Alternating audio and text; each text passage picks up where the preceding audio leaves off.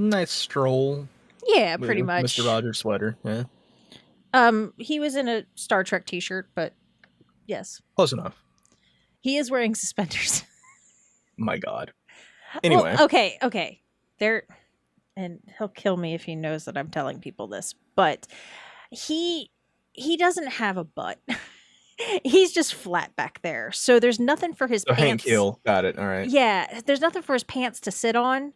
So they just kind of fall down and he's just constantly ruching them up. So he wears suspenders to keep his pants from falling down all the time. This is understandable. Yeah. Keep this in the podcast. It's good content. I might. We'll see how lazy I get when I edit. I'll send him the link to this episode if you do. Please don't. Well, I'm not an expert. I'm not an authority. I'm someone who has been a murderer for almost 20 years. Maybe I should have killed 400 or 500 people, then I would have felt better. People say Ted Bundy didn't show any emotion. There must be something in there. I showed emotion. You know what people said? See, you really can get violent and angry. Welcome to the Squonk The Hag, a podcast about murder, mystery, the supernatural, and even a conspiracy or two. Dun, dun, dun. My name is Mo. And I'm Kraken. And today we are going to be talking about a spooky story from our friend Kraken here, who's going to be telling the tale this week. And it is about Sam the Sandown Clown. This actually came as a suggestion from our best friend Ranger. Wait, Ranger's your best friend now? What about me?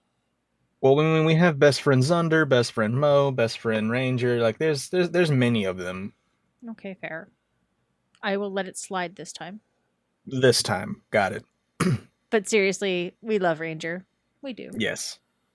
He dropped this in the suggestions channel, and I was like, this seems very interesting. And I like freaking Mo out, so Oh no. even better. Am I going to be tearing my headphones off and throwing them across the room again? You might. Crap. So Sam the Sandown Clown is listed as a paranormal entity that was only spotted and interacted with once in Sandown, England in 1973. Supposedly he's... Hang on. The 70s happened to be known for a prime time of hallucinogenic drugs. If you're... the two main characters in our story who interacted with this being were children, so... Kids hopped up on LSD, yeah. I mean, it's possible. Yeah. Okay, sorry. Continue. It's fine. Sam is allegedly nearly 7 feet tall, and he has no neck, since his head appears to be wedged just straight onto his shoulders. His skin is paper white, and he wears a yellow pointed hat which interlocked with a red collar of his green tunic. The hat also has a black knob affixed to the top of the hat and what appears to be wooden antenna on either side. The face has triangular markings for eyes and a brown square for a nose and motionless yellow lips. He also has other circular markings on his cheeks and a fringe of red hair hanging down over his forehead. More of these supposed wooden slats protruded from his sleeves and from below his white trousers. It's been suggested that Sam is an alien, and this could explain his non-moving lips and his supposed head being attached directly to his body, sort of like a spacesuit. I already don't like this. It gets worse. Oh. It gets so much worse. And Kraken is no longer allowed to read stories. This is my one and only podcast. story. So this begins on an unspecified date in 1973 in the nearby hills of the Shanklin and Sandown Golf Club in the town of Sandown, which is located on the Isle of Wight's east coast. 2 children, one which was not given a name, and a 7-year-old using the alias Faye. The 2 children were exploring the area when they heard what sounded like a monotone siren similar to an ambulance. So they decided to go searching for the source of the strange sound because, why not, right? Yeah, I hear a strange sound and that shouldn't be there. I'm going to go directly towards it. Yeah, it's probably fine. So they follow the sound and they come across a small bridge. And this is where the siren suddenly stopped, and a blue gloved hand emerged from underneath the bridge. As this creature appeared, it seemed startled by the children's presence. The figure seemed to fumble with a book of some kind before dropping it into the water. It splashed around a bit to get its book back before fleeing with a series of bounding hops as if it were under the effects of low gravity. The children watched as it went into a windowless metal building similar to what's seen on construction sites, like the little trailers where they have like the desk and stuff in there. Oh, yeah, for like where, yeah, the actual workers have the office and all that stuff. Yeah, it looks something like that. Okay. And it came back with a small microphone-like device. After a brief reprise of the siren noise, which was possibly just microphone feedback, the figure began to speak to the children. It was as if a voice was speaking directly into their ears that said, "Hello, are you still there?" After this, the figure pulled out a notebook instead and wrote in large letters, "Hello, and I am all colors Sam."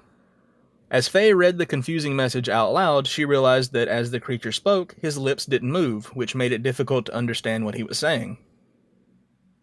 Sam asked the children questions, and they asked him questions in return.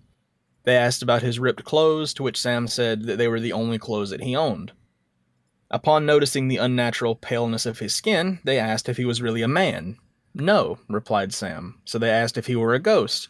And his answer was even weirder. "Well, not really." How do you get weirder than that?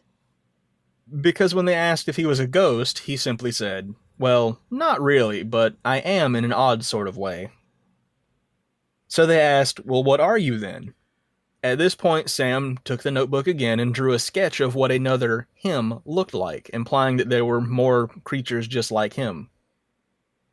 Sam had told the children that humans frightened him and that he was afraid of being attacked if anyone ever discovered him, but said that he wouldn't fight back. At some point, Sam had convinced the children. Now, I don't know, like, what your theory about the children being on some sort of drug, like, was plausible at this point, because at some reason, the children decided to follow Sam into his metal home. Oh yeah, that's what I would do. That's totally what I would do. And get this, it doesn't have an actual door. It's accessed through a small flap. That's all it said. So I'm assuming like doggy door when I hear that. So, you know how when you're a kid, they tell you not to go off with strangers? And this is why. why. Once they were in the hut, Sam supposedly removed his hat to reveal that he had round white ears and sparse brown hair. So I guess it really was like a suit, because I thought he had red hair. The red hair was on the helmet thing that he was wearing. Because that's how Seems I like would they decorate applied my helmet. hair to the helmet, I guess. Fashion. I don't know. Vogue, cover girl. Yeah. But the children described the interior of the hut, stating that it had 2 levels, the ground floor being wallpapered in blue-green and covered with a pattern of dials. It also had an electric heater and wooden furniture that they just described as simple. The first floor was a lot shorter than the ground floor, so the ceiling was like a lot lower, and it had metal flooring. Sam also hinted that he had a, quote, camp on the mainland, but he didn't specify where. While they talked with Sam, he discussed his diet. He said that he collected berries during the late afternoon, but he again didn't say where. He also said that after some cleaning, the water nearby in the river was safe to drink. Sam then at this point demonstrated how he ate. The children stated that before eating a berry, he performed an odd conjuring trick, as they put it. He placed the berry in his ear and thrust his head forward, causing the berry to disappear and reappear at one of his odd eyes. Repeat the process, the berry went from his eye to his mouth. It's possible that he was wearing a protective mask and was checking if the berry was poisonous or not.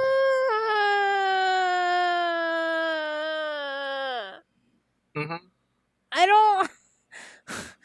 So he put it in his ear, and it popped out his eye, and then popped back in and out his mouth.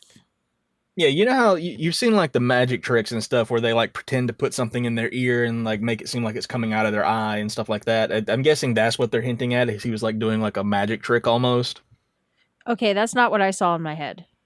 Yeah, In, no, in you can my take it very head, literal, but yeah. Okay, so in my head, he stuck it in his ear, and then you know how you said there were like these triangle shapes, yeah. like they're just a, it just showed up.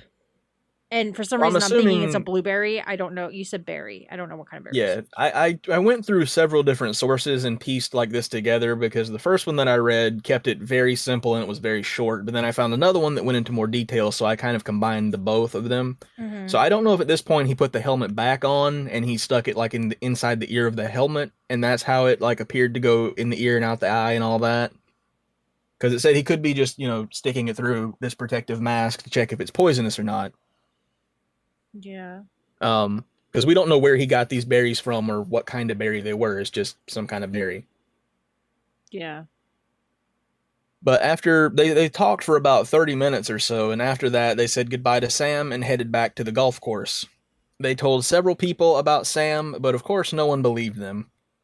And then finally we have a date now, on June 2nd of 1973, so I'm guessing it doesn't say how long after the encounter this was, so I'm assuming it could be a few days, it could be a month, I don't really know, but anyway, on June 2nd, same year, Faye told her father, who also wanted to be referred to as Mr. Y because they wanted to both be anonymous for Mm-hmm. some reason.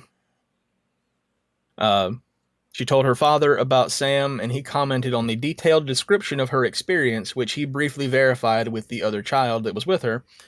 But Mr. Y thought it was either an overactive imagination, a hallucination of some kind, or it was someone dressed up to just scare children.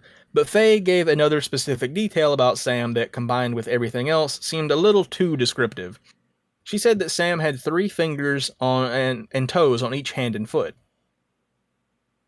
So all of that, along with the fact that Mr. Y also had his own encounter that made things a little more believable for him. 3 years earlier, on October 20th in 1970, Mr. Y was traveling toward Ryde from Shanklin on the Isle of Wight to visit a friend when he suddenly noticed a large multi-lit aircraft flying low over the marshlands along the River Yar.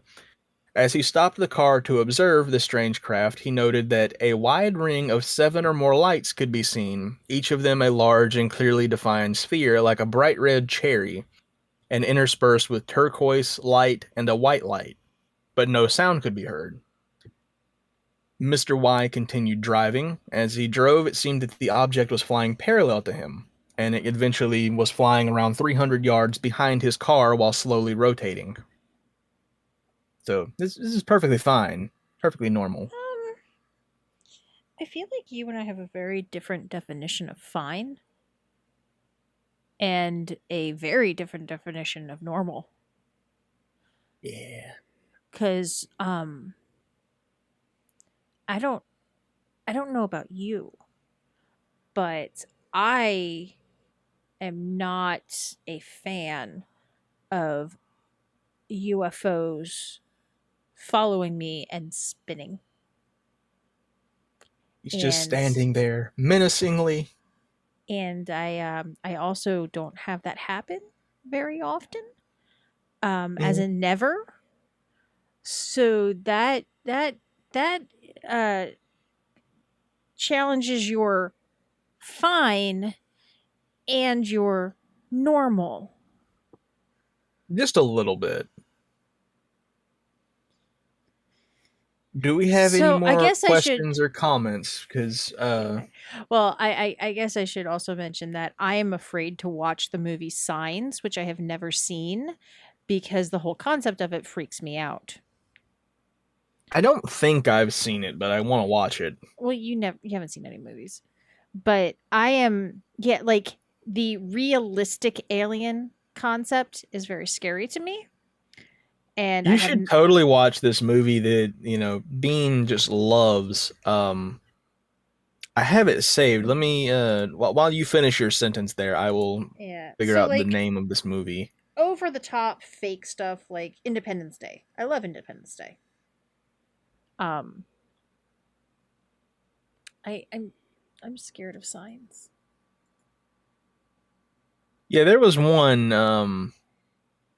I can't remember what the name of it was. I've got too many listed here to try to figure out where it was in here. But anyway, um, basically the aliens showed up to these people's houses disguised as an owl. This is why some people don't like owls because they've seen this movie. Is it Harry Potter? No, no, this owl is not taking you to Hogwarts. It's taking you somewhere else. Yeah, That's I a very think creepy movie. I thought it was good. It was sort of like a found footage documentary. Oh, okay. Yeah, I think it all stems back because I saw Close Encounters when I was probably too young to see that movie. Bro, I saw that movie at a young age and I loved it. And today we highlight the differences between Moe and Kraken. And here we have Krako showing his age. I liked the movie so much that I got, the whole blank VHS tape and put it into the VCR to record it on TV. Yeah, so we actually owned the VHS tape of it. But I was terrified. And what's interesting is I don't know why it stuck with me, because when I was, again, way too young to be watching things, my brother, I was probably like 5, showed me Night of the Living Dead, the original, the black and white one. Oh, that's a wonderful movie, yeah. Mm-hmm. And zombies don't bother me. I like zombie movies. Mm-hmm. But this one bothered you. Realistic aliens? The Ernest Halloween movie? Nope. Nightmares. Realistic aliens bother you. Zombies don't bother you. And for some reason, trolls bother you because that's so realistic, right? No, because I loved the troll toys. Troll toys were like my favorite. I had so many of them. It was that particular big-headed, creepy, raisin-looking dude. Yeah, and the weird growls that he made. Oh, man. I saw that movie once, and I cried. And you should add that to your movie night list, like for Halloween or something. Or I could not. Yeah, but I like my idea better. I see. For me, Halloween, Chris, and he's like a huge vintage horror movie fan, and we're completely off topic right now. I'm sorry, but he's like a vintage horror movie fan. So like, Halloween, Poltergeist, Exorcist, like all those, the original Chainsaw Massacre, and to me, that is now like the Halloween movie. Like, you know, so I would much rather watch something like Poltergeist than Ernest's Halloween special.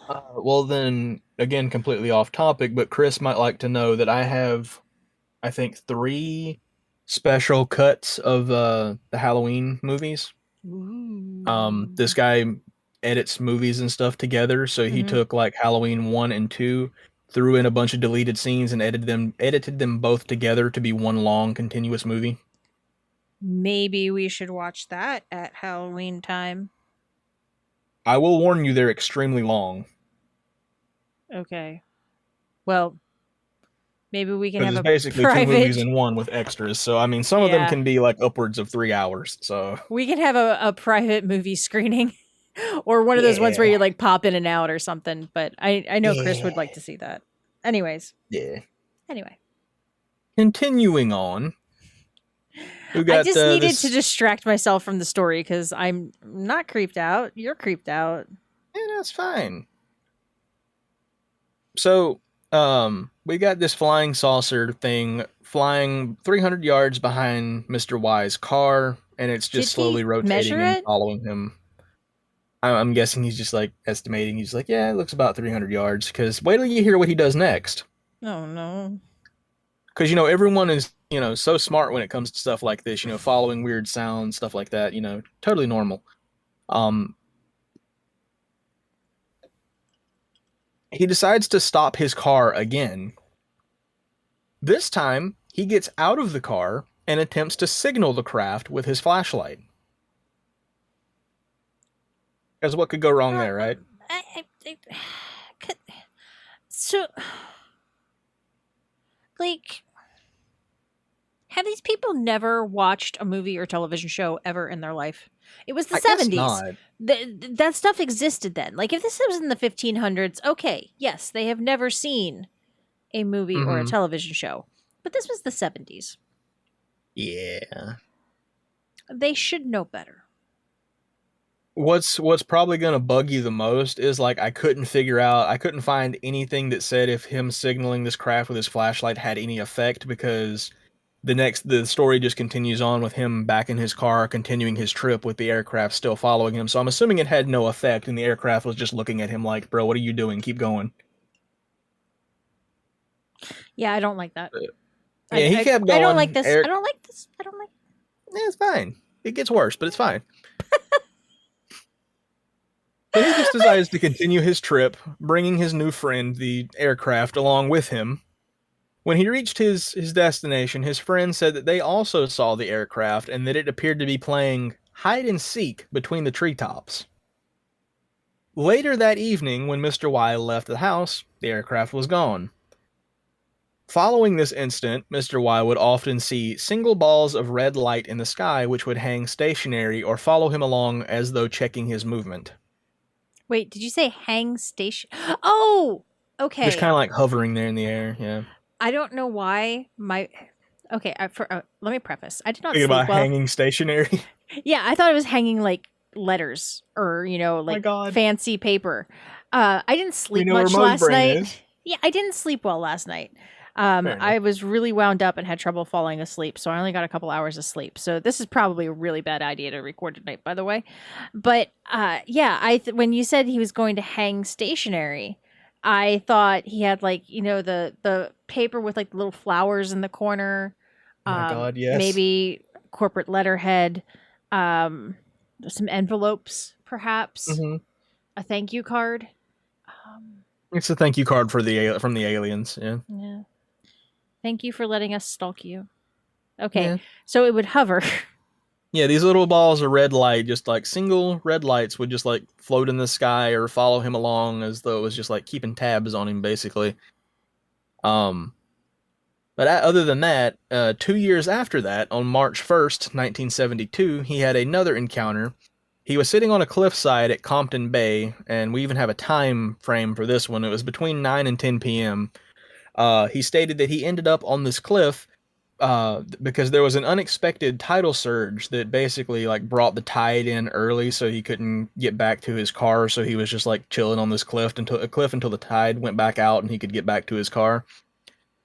But how he described it was, he said he had been driven there by an unexpected tidal surge that was seemingly caused, in part at least, by some form of droning underwater craft, because Mr. Y spotted two yellow lights about 40 feet away, peering up at me like the eyes of some horrible sea monster not far below the surface of the water. Maybe it was After Nessie. this event, I mean, it could have been, they're just coming to say hi, that's all. But after this, the tide receded and he was able to return to his car and drive home safely. Mr. Y noted about his daughter's encounter. He was quoted saying, "I get the impression that Faye was somehow taken into a bubble of alien reality created by this strange personage." He told them that he had just made the hut. And also, Faye told me that while they were talking to this ghost, there were two workmen nearby repairing a post, and they paid no attention to all of this going on. It was as if they couldn't see it. So there's that. So it makes me wonder if either it was two kids running around and the construction people were like, it's just two kids running around. Or if the guys couldn't see the kids either. Yeah, it could be that too. It doesn't say like how far away they were, so it just is nearby. So, but when they show the map of the area, like it's not a large patch of woods, and it seems like it was kind of like sparse. So, oh, that's not what I expected him to look like. I don't know why I thought the triangles were upside down. Yeah, no, it's almost like if someone tried to take a a wooden helmet and make a clown mascot head out of wood instead of painting the stuff on. They just like take wooden shapes and stick them onto the head. Like, The shapes look 3D. Yeah, I feel like this was someone totally screwing with these kids, It could have been. and the I dad have no could have just idea, been on 'cause- LSD. Because like the dad never saw this figure, right? No, but he did only ever see saw all the these weird UFO. lights. Yeah, he saw the Yeah. lights in the UFO, but he never saw the figure. So I'm going to posit a theory. Because I like to, whenever we talk about like the supernatural stuff, I try to somehow justify. So like last week we talked about the Bell Witch and how it quite possibly could have been arsenic poisoning, which, follow up, I was talking to Allie a little bit, and she said that arsenic poisoning was actually a very popular way for slaves to get back at poor slave owners. Like, obviously, all slave owners were terrible, but like the Yeah. ones who were like vicious and really treated them Were poorly. extra mean. Yeah, the really bad ones. So a lot of them would use arsenic, which was heavily available in the areas that the slaves were, where, you know, doing stuff in the barn, doing stuff out, you know, Yeah. cleaning, all that stuff. So they would use arsenic to poison their things. So if it was all of the slaves ganging up together, it would be really easy to pretend, hey, look, it's a witch. Yeah, and especially the banging outside at night. Mm-hmm. You got a lot of people you can bang on several spots of the house at once. Exactly. So anyway, so I tried to kind of see like what could have happened, like logically. And I'm wondering if the dad possibly hopped up on a hallucinogenic drug, or potentially having some sort of medical condition that caused him to hallucinate. Perhaps it wasn't illegal drugs. Perhaps it was, you know, just Yeah, but you got the friend who saw the craft too.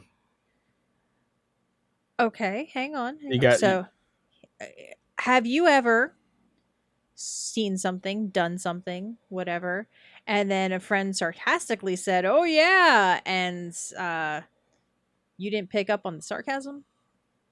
Fair enough. Mm-hmm.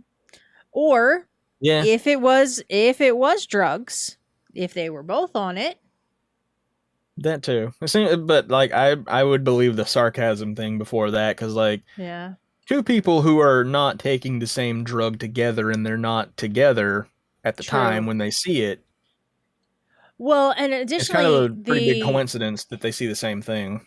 Yeah, so the friend saw the lights, but the friend didn't see the lights the same way. Like, they didn't see that follow him. They didn't see all the, you know, so like maybe there were lights and he was tripping and thought the lights were different than, you know, so there were lights, just not spinning UFOs.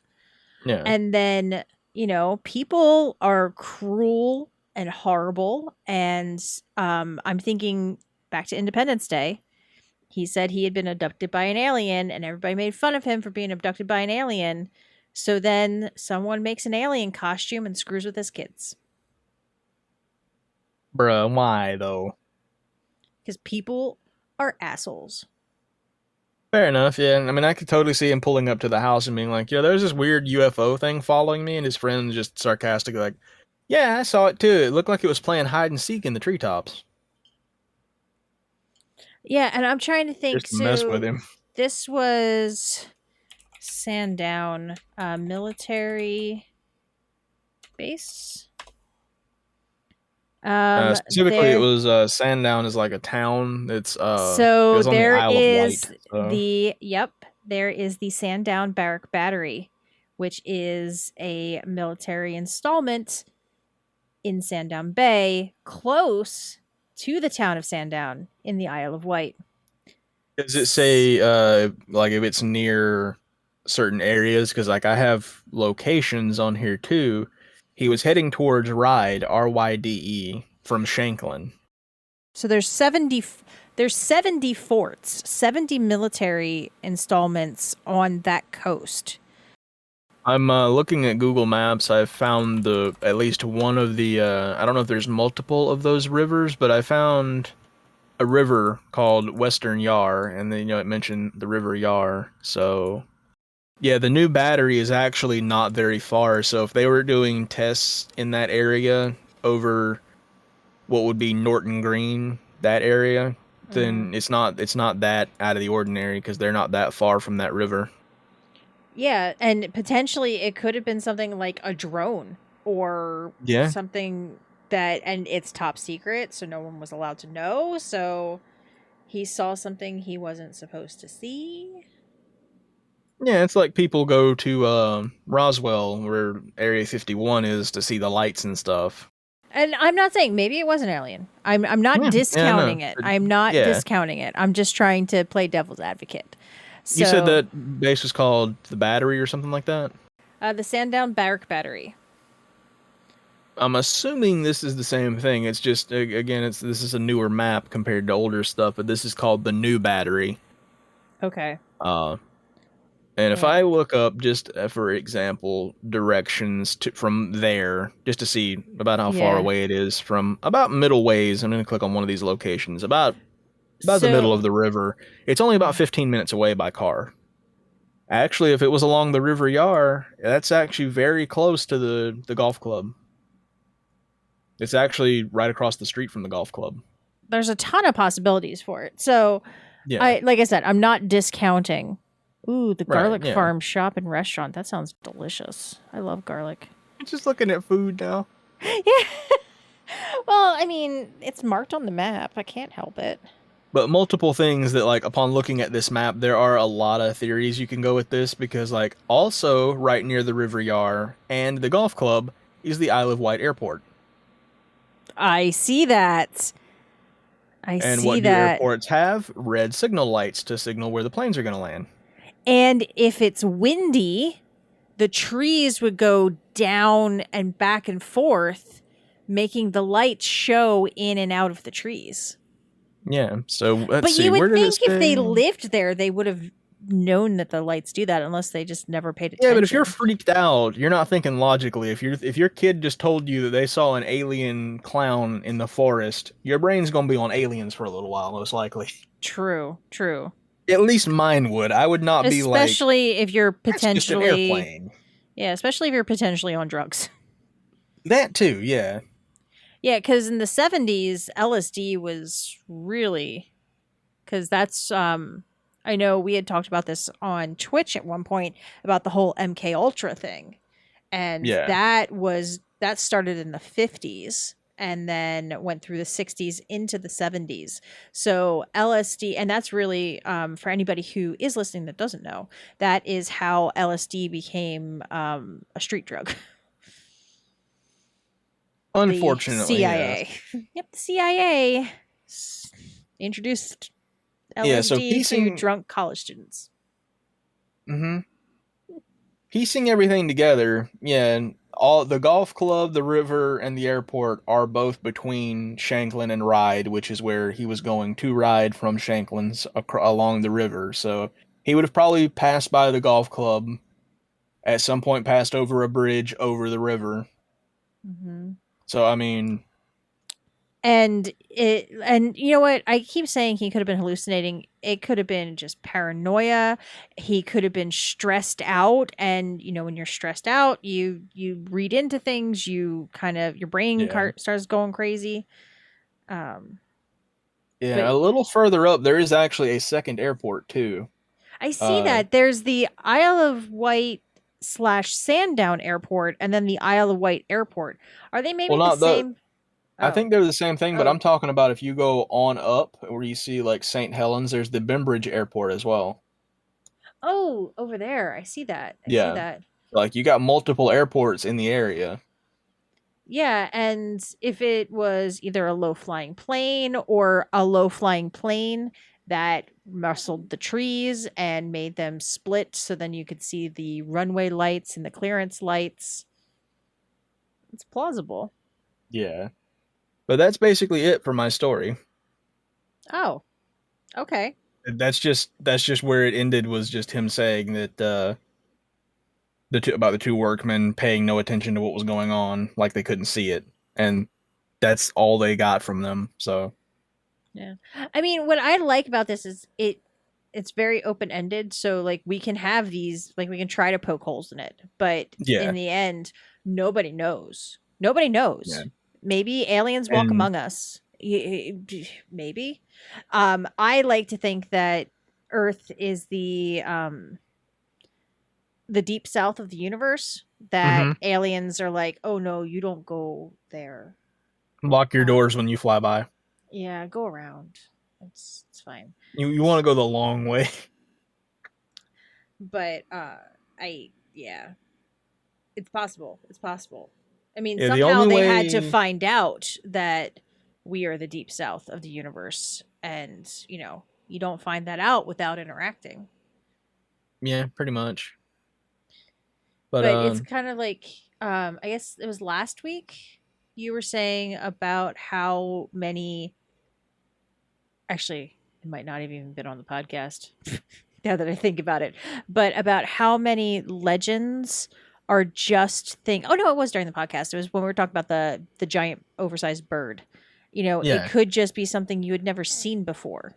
And because you didn't see it before, you had no idea. It kind of goes into the whole concept of like, if we went just back in think about the time. just think about the first person who saw a bear.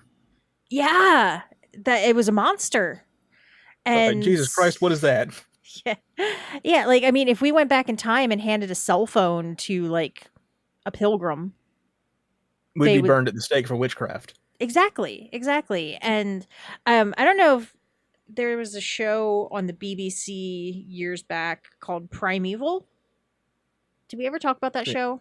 Don't think we did. No. All right. So it's these these anomalies. They're basically like these just like holes in time open up, and dinosaurs come to modern day England, and like you can go through and go back and all over the time and stuff like that.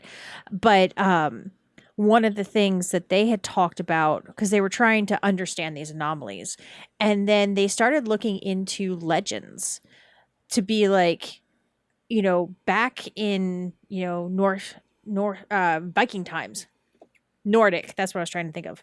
I was like, That's the word. yeah. So back in North Viking Face. times, the North Face. Oh God. So back in the Viking eras, if they saw a Triceratops, or even like Nessie, if you saw a Brontosaurus, you would be like, oh my God, it's this mythical creature. And it's just like, no, not, no, no, it's not. Yeah. But Yeah. because you don't know, you just think it's like an act of one of the gods, or, I'm just trying to think of all the different, Greek Yeah. mythology, Roman mythology, North mythology, a lot of things in that. If you look back on it now, it could very well be explained because we know so much more. Like, oh, that was actually a refraction of light that made something look different. Because like the aurora borealis, they had no idea why that did the thing it did. So it was magic. It was a gift. It was all that kind of stuff. So uh, it could very well just be something like that in the 70s, and someday down the line maybe we will know what happened, and we'll know like Yeah. maybe we'll come in contact with this race of aliens that look like that, and or That's gonna be unsettling. maybe it's a human that mutated somehow, and he wore a helmet because he couldn't breathe otherwise. There's I so was many. thinking, because it says that he had like what appeared to be wooden slats. Like a lot of what he looked like had wood involved. If he's over 7 feet tall, if he's got wooden slats coming out of his pants, could it be someone like was wearing stilts? Very possible. Very Someone rigged possible. together some stilts, and it just so happened the wood was poking through the pants they put on. Yeah. Yeah. That's and that kind of goes back to the theory of it was just a human screwing with these kids. Yeah. And if there was repairmen nearby working on a pole, I mean, I know they're working on a pole, they're not there for a long time, but If there was construction nearby, that would explain the metal building. Why it had all the stuff in it that it did, I don't know, but unless it was just an abandoned metal building from previous construction that someone put a bunch of stuff in. Maybe he is some homeless guy or Yeah, it could be. a homeless camp had taken over it and were turning it into something habitable. And, during the day, they didn't need to be there. They were off looking for food or, whatever. And this guy was like, this is my opportunity. Or maybe it was a homeless guy that screwed with these kids. Yeah, but I will say I clicked on Street View near the golf course as close as I could get to the golf course just to see what the area looked like. It is very much overgrown. It is not sparse at all.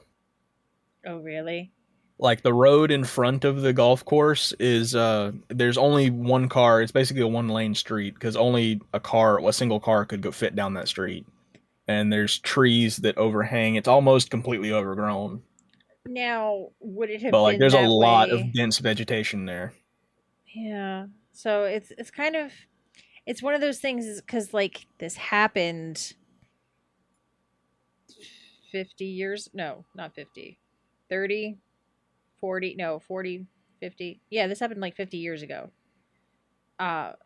Math is not my strong suit. So So at that rate, if you're up for an adventure, we could, fly over to Sandown and try to figure out where this person is, because I'm sure someone's heard this before and would know yeah. who Faye is. Because if it's 50 years ago, and she was 7 at the time, that makes her 57 today. So Yeah. because math, You have fun with that. Tell me how your adventure was. I'm it gonna looks like stay a home. nice place though. Disregarding all the weird alien stuff, like it looks very Yeah. nice. Well, Bro, they got I an would- interactive dinosaur museum. Okay, let's go. That's what I But- thought. You just had to mention Interactive Dinosaur Museum. But one more thing before we kind of wrap up is you would think if there were actual alien things happening in the area, there would be more sightings, more witness accounts, True. more stuff happening than just a dad and his kid. And one thing we didn't really think about is what if the kid was screwing with the dad? That too. And then the dad ran with it and started telling people and going, and the kid was just like, oh, I don't want to get in trouble. Let's just roll with this. Yeah, pretty much. Sounds like me, to be honest. Krako, did you make up Sam the Sandown Clown?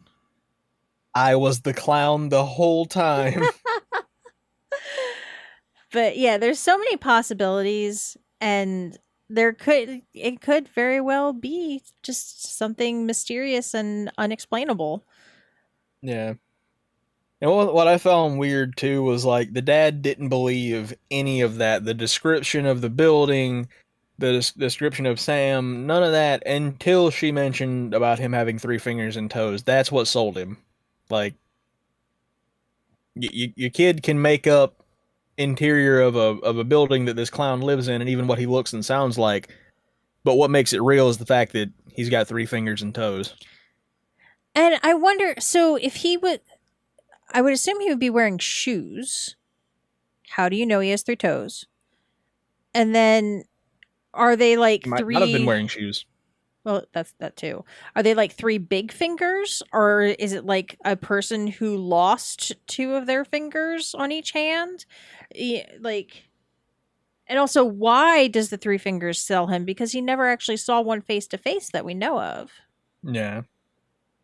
No idea. I guess it's like that's one too many descriptive things. Yeah, It's just weird. it is weird. It is weird. It's very weird. We can go to the golf club and explore the area and see if we can find the building. See if we can find the clown. You can do that. I'm gonna hit up the dinosaur museum. Maybe grab something at the garlic restaurant. Sam might just want to see the dinosaurs, that's all. Do you blame him? No, not at all. Dinosaurs are so cool. One time, Chris and I went down to the Philadelphia Museum of Natural History, and they have a leg bone from a dinosaur that was larger than the Brontosaurus, Brachiosaurus, all those. The leg bone from the ankle to the knee, so not including the foot, not including anything else, is like 2.5 stories high. My God. It's crazy. It's so cool. They had this like crazy vicious fish thing that was 15 feet long, and it was the skeleton and had like all these gnarly teeth. It was so cool. If you ever come up to visit, I will take you there, and you can see the crazy stuff. And I can get in trouble by trying to touch it. Okay. Even if I fall in, it's fine. I will just magically not know who you are anymore. Yeah. No, I foresee that happening quite often. Mm-hmm. Alrighty. So that is a wrap on another fantastic episode. We do want to thank you guys so much for listening. And we will be back next week. And next week, I'm sensing my spidey senses are telling me we're going to do a true crime story next week. We are going to be having, hopefully, some really great things rolling out here with social media. And we want to get this up where it's recorded, no video, but put it on YouTube so that there's another easy place to access this. And lots of stuff that we will be slowly unveiling to the world. But thank you again so much for your support. And Yes. we'll see you next time. Bye. Is that going to be your outro every episode? Bye. Was it last time? I think so. I love it. Then I'm gonna make it a regular thing then, because I'm just like, I that's just what I default to. So. Bye.